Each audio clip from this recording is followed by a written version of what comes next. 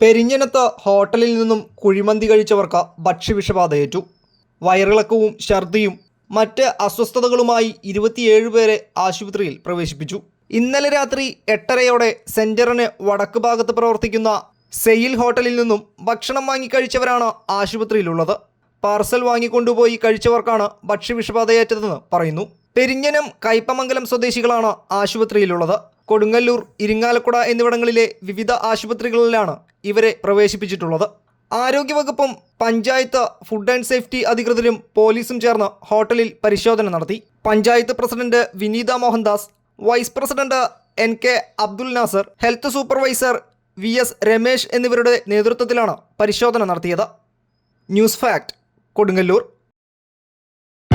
എനിക്ക് എത്ര നല്ല പ്രപ്പോസൽസ് വന്നതാ. Canada, UK, US. എന്നിട്ട് അപ്പോഴേക്കും എന്നെ വീഴ്ത്തി കളഞ്ഞില്ലേ? Intimate Matrimony, beautifying your life.